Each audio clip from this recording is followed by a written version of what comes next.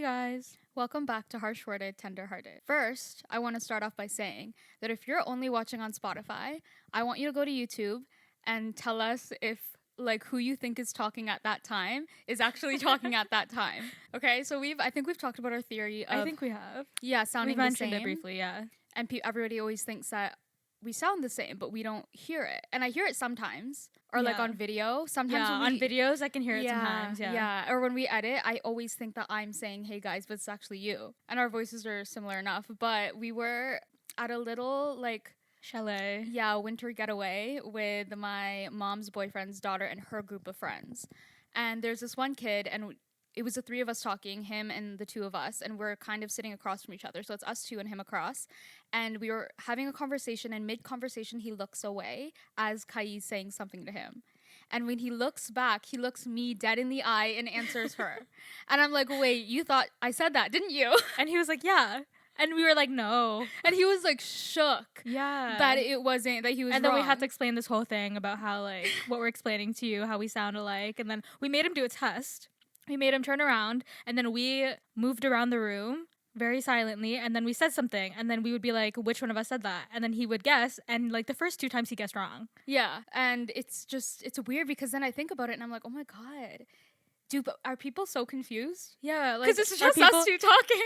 Are the people on Spotify like, this girl can really talking to herself? She's committing to the bit. No, I know. Oh my God, that is so weird. We should do an episode one day where it's just one of us reading a whole script and see if anybody notices. Oh my God. Anyway, today we're going to be talking about burnout. Another thing. In my mom's office, we film in my mom's office right now. My house is getting renovated, but all the things that are packed in the spare room downstairs, after those are out and unpacked, we're going to kind of turn that into a little studio. But for now, we're filming in my mom's office. And my mom's office has an office fish. And it is a beautiful, beautiful betta fish, pink-toned white. Yeah, very beautiful. Nice. Resembles a pearl sometimes. Yeah. Exactly. And his name is Whiskey. And my mom loves Whiskey. And he has a little barrel, house that says thing. Whiskey on it. Yeah, it's so cute. And then my mom, for a little bit, was saying, I think Whiskey's sick or dying, he's not eating. And we come in here today and feed the fish. And I say, I think Whiskey's blind. I think there's something wrong because when I thought at first he might just not like my mom. And then when I started to feed him on the weekends, he wasn't really eating when I dropped the food in, which wasn't normal for him because he used to see it and eat it right away, gobble it up. And when I splash my finger around by the food, he comes and he eats it right away. And then he's kind of chomping all around the tank, looking for the rest of the food. And I'm like, bro, it's right there. What the heck? But when I swish my finger around again, he finds it. So I'm like, hey, I think he's blind. Yeah, so then I go on the internet, do some more research, and then there's this one post that's I had to find it on Reddit. There's a whole Reddit thread about so you think your fish is blind. So I read it, and one of the posts is from a guy that likes to have blind fish, disabled fish. So I was like, okay. So he said, put your finger in the tank and then try and touch it, because if it's not blind, if it's a regular old fish, it's gonna swim away. So I go put my finger in the tank.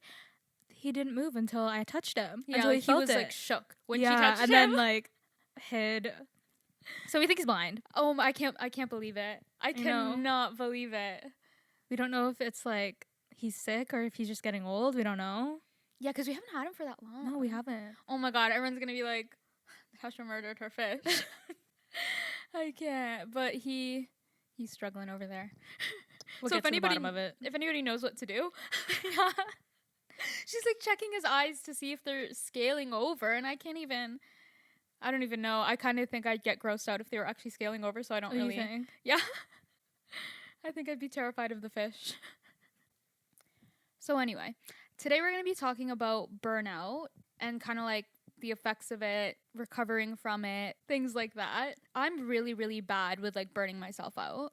Yeah, that's why I want to talk about it today, because recently you're I think I'm burnt out. So I'm oh my God, perfect. Yeah, I think I'm burning out again. I have burnt out plenty of times in my life. I've talked about my relationship with my work life before, which has always been very weird. I started working when I was 15.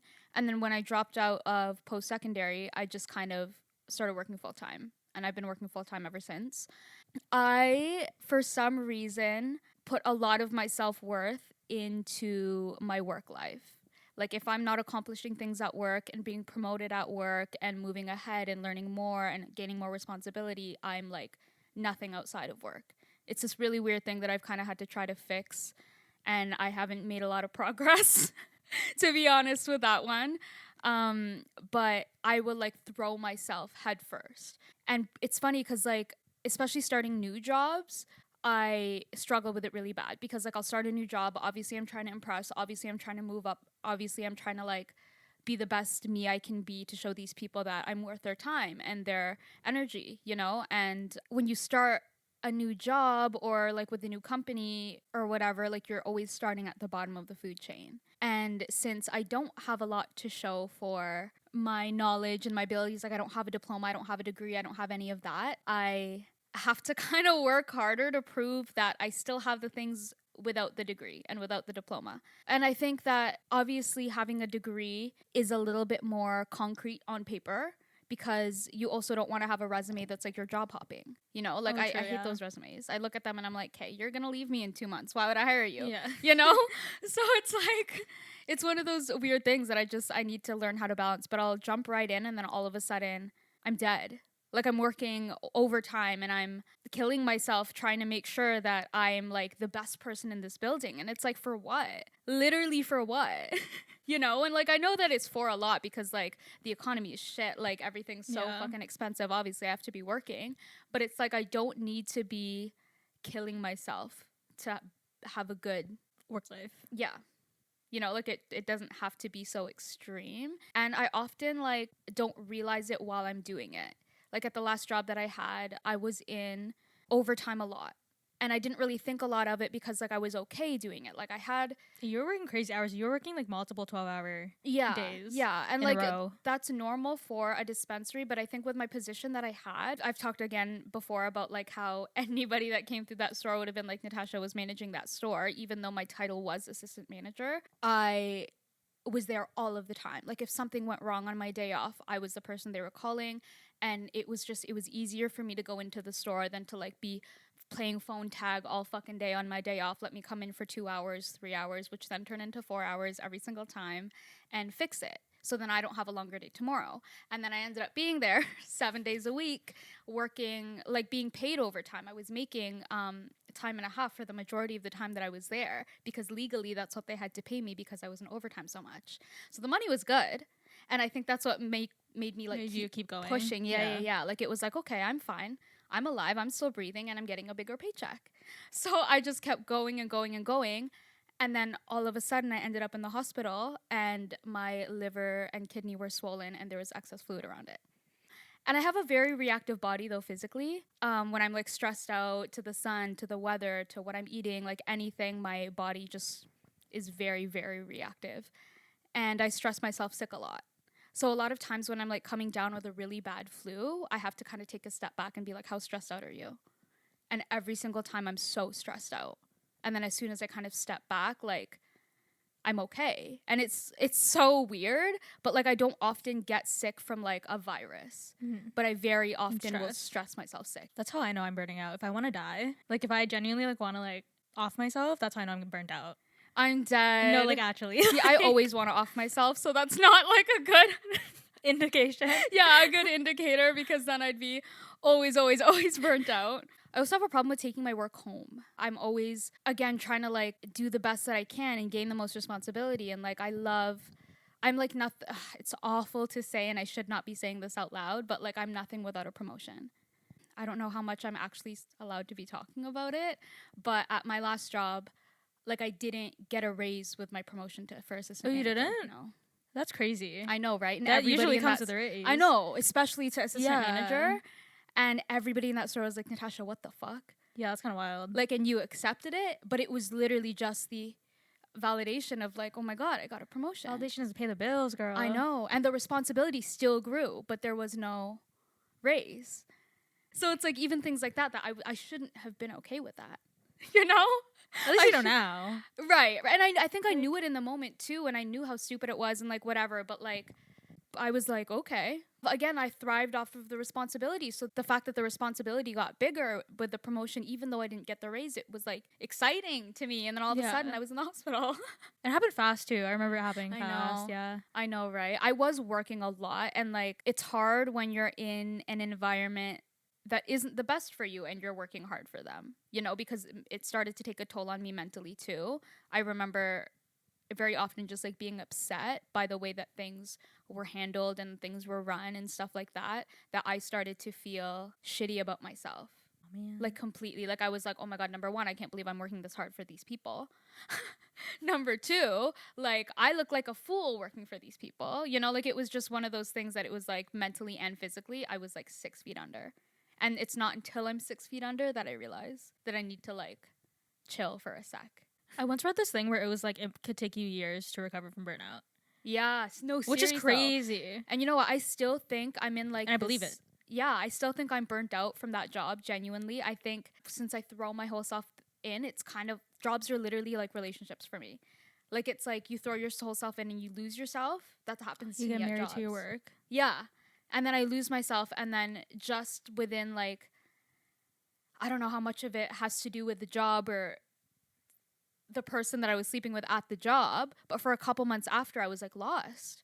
And I was like, what the heck? So it's kind of fuzzy, but like I remember being lost, and I need to learn how to be a person outside of work. I am not my job. I am not my position. I am not my promotions. I am not the amount of money on my paycheck. Do you think you're doing better with that now? No. No.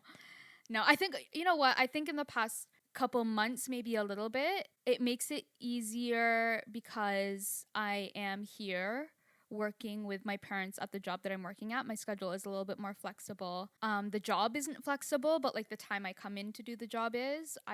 We're not an open retail store. So I've kind of been able to rest a little bit more and like realize that I needed it. And we like just hired a weekend person, so me and Tanya don't have to work every single weekend. It's like tiring. And you see it a lot in younger girls too, especially younger girls that feel that like they have to work. Cause like I felt like so badly I just needed to get out of my house when I was a teenager. All I wanted to do was move out. Like I was not going to be okay until I left home. And that was the thought in my head. So I was working and working and working and working to make my own money to be able to have a life outside of home as soon as possible. And I've met girls that kind of have that same mindset, that work 7 days a week and they have multiple jobs. I've had times in my life where I have multiple jobs. So I'll wake up, I'll go to my one job as soon as that shift is over.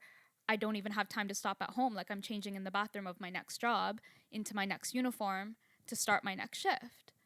And I worry for people that are like that because obviously I was like that. So I always tell them, like, there was a girl that came through here and she was a little bit younger, a few years younger, and she was like, just grind. It's okay, I'll be fine. Like I'll rest when I'm dead type deal. Like, and I started to worry because like I saw me there and I was like, okay, wait, you're gonna burn out. You're gonna burn out, and you're also gonna have a swollen liver and a swollen kidney, and you do not want that.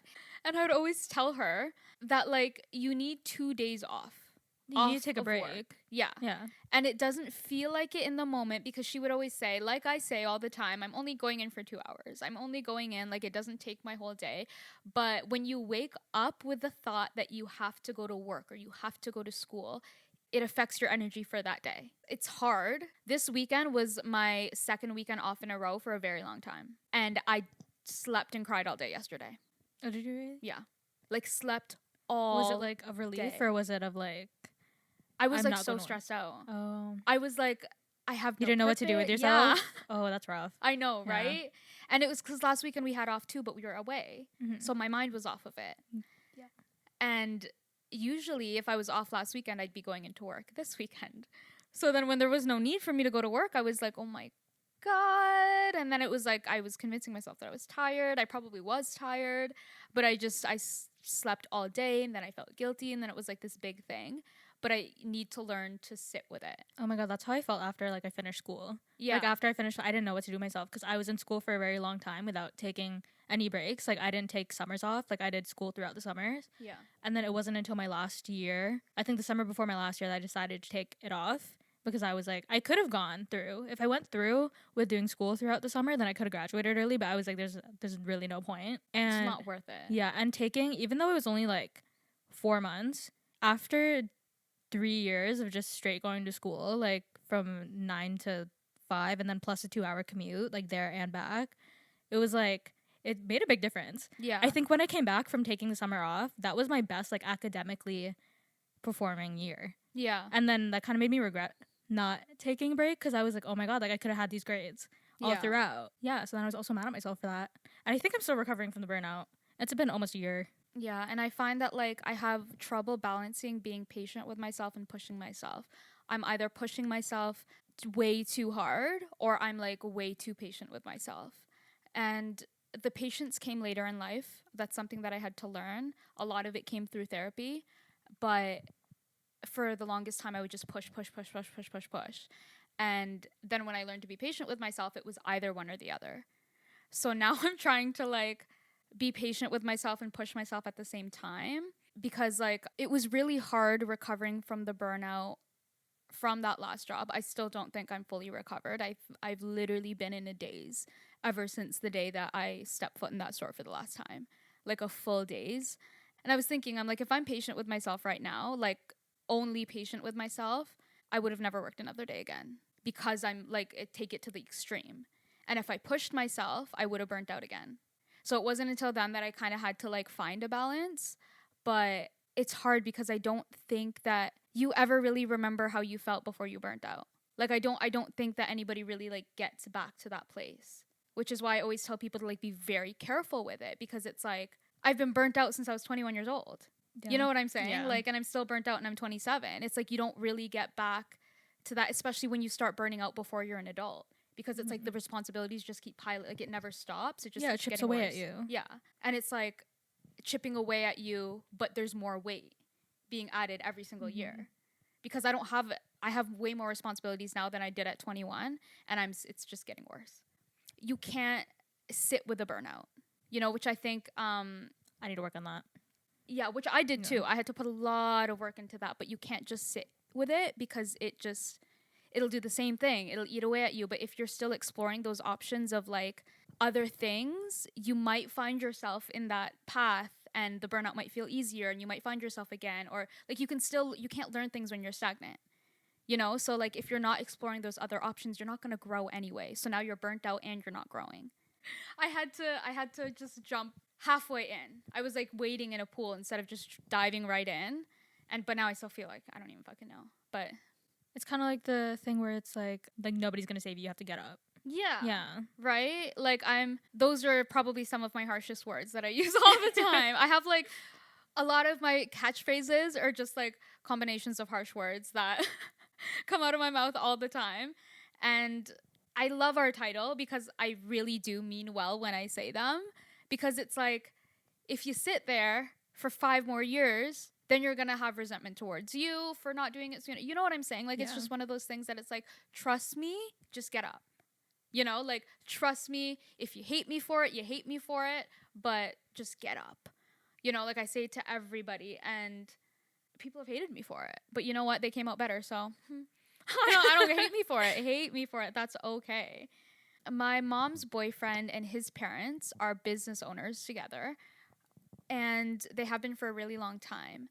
But he was working so much. He's the same thing. Like, he works a lot on the weekends, like Monday to Friday. He does restorations is one of the businesses that they own. So that's a very on-call job. Like holidays, things can happen on holidays. Things can happen on birthdays, weekends. It doesn't matter. That's what comes with the job, you know? But he burnt himself out to the point that he's not epileptic, but he started having seizures. Oh, really? Yeah. That's crazy. I know how the body just like translates stress. That's wild. I know, right? And it was like all of a sudden, it was like, it's scary. You can get brain damage from that. Yeah, exactly. Yeah, and like long-lasting effects. I'd be living the rest of my life being like, oh my God, I can't be too stressed out. It would make it worse. I'd be like, I'm about to have a seizure every single second. Yeah. Like, that is so scary. But yeah, I think patience is very important when recovering from burnout, but also knowing when to push yourself. It's definitely something that I learned from my mom. She was always working very, very hard, being promoted everywhere that she goes, lots of responsibility, weekends, working late, whatever. And she kind of holds me to that same standard where no matter where I am, no matter where I'm working, if I'm here, if I'm somewhere else, that's another way to like make my mom proud, is to be a really, really hard worker, because that's the standards that she sets for me. And just sometimes I accidentally burn myself out, but we're working on it. Something I do want to do with my kids is have them work as soon as they can and try and kind of balance the school life and the work life. Like, I'm okay if you're working 1 6-hour shift a week.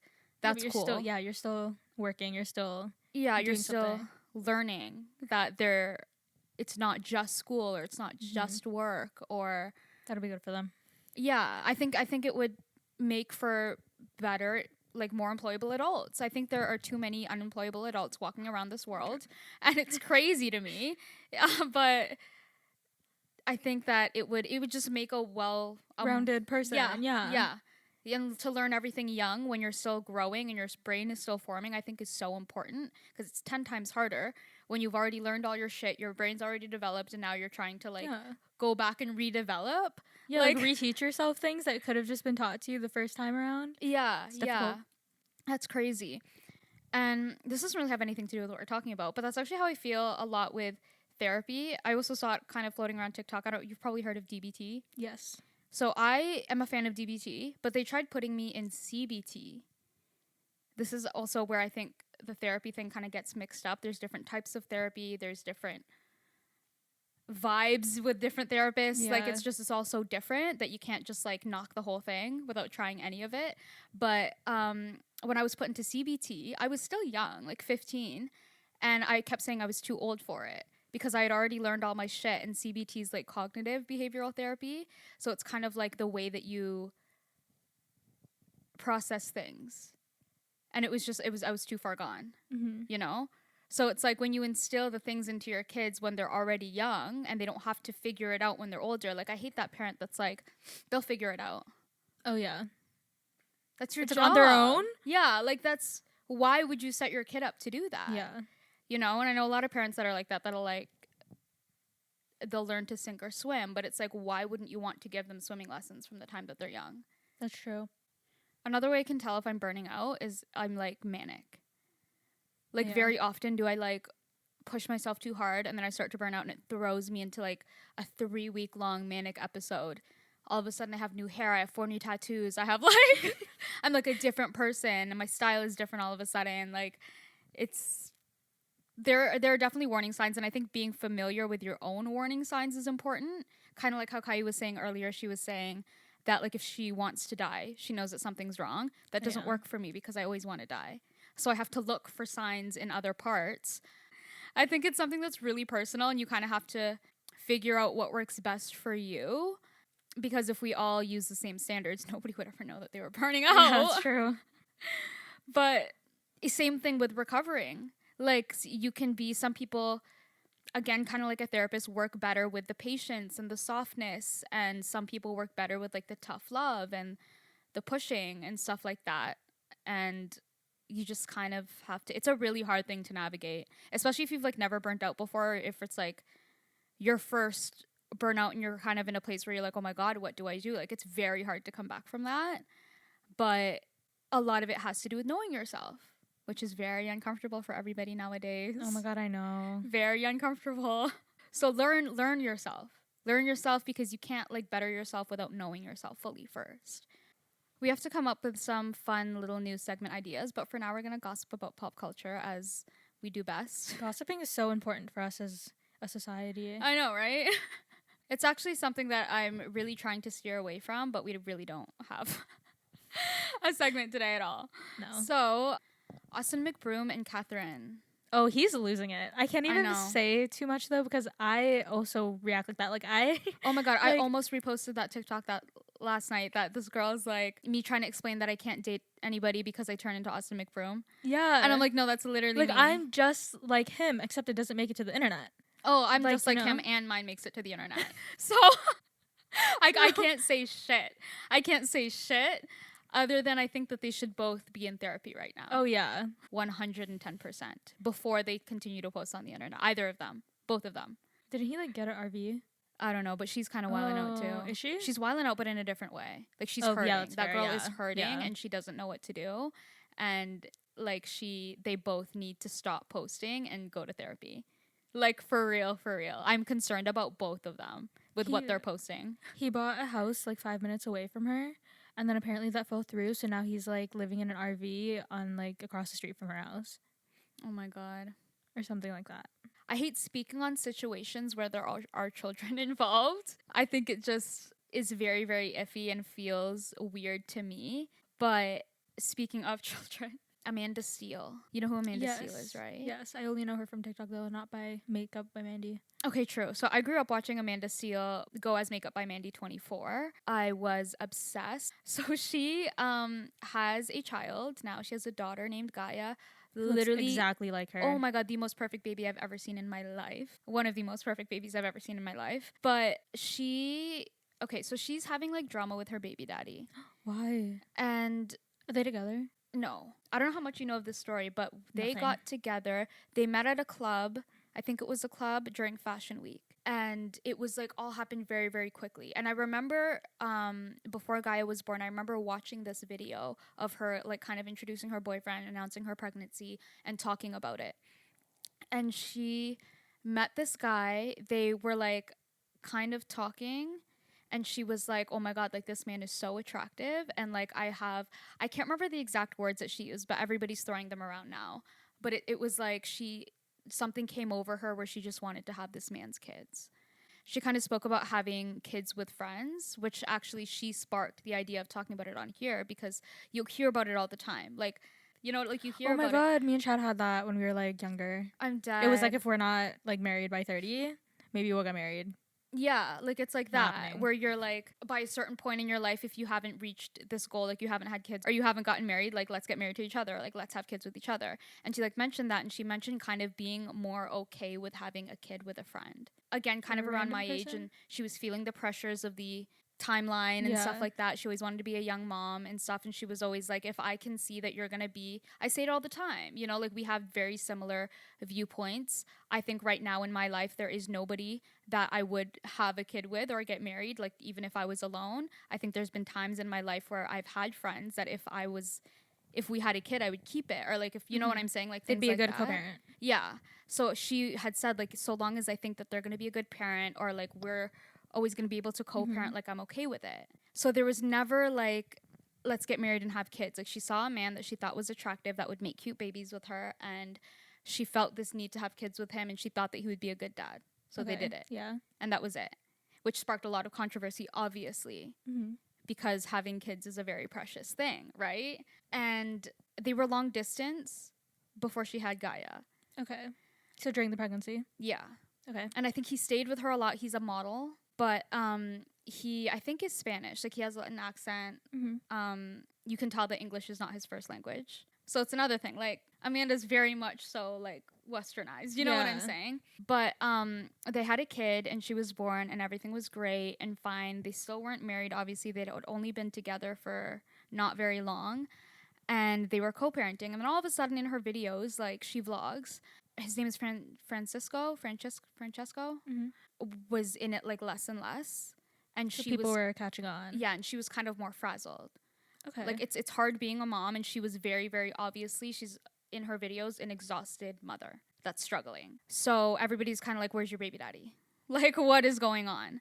So on Christmas Eve, he posts a picture, like a series of pictures with her, with the caption, "I miss you so much in this cold Christmas, my princess Gaia. I would have loved to be with you today. I haven't seen you in days. They don't want you to be with your dad, sad face. You are not with me, but you are with God. He protects you, and I am with you from here in the city of angels. Little Jesus brought us grace and true, and he is born tomorrow. Merry Christmas. God bless you all."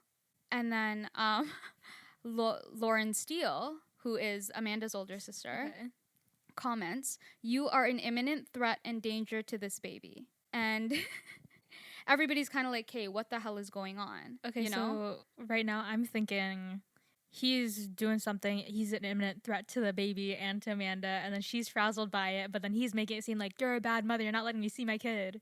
Yeah, right? Okay. which is what people are getting. But like, this is all we know. Like, nobody's Yeah. really spoke about it other than Lauren. Okay. Amanda hasn't, like, he has, but hasn't said anything about it. And he's saying, like, okay, you guys are so wrong. I've been only good and been present for Gaia. Why can't I see her? I have never been a danger for my baby. I only give love and care for her safety. We will speak in court. God is watching. Court.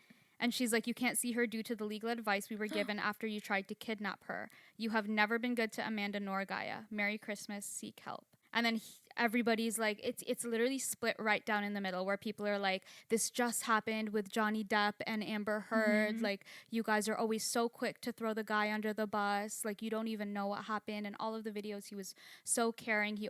And his social media does kind of show that, like, he's obsessed with his daughter, whether it's creepy or not.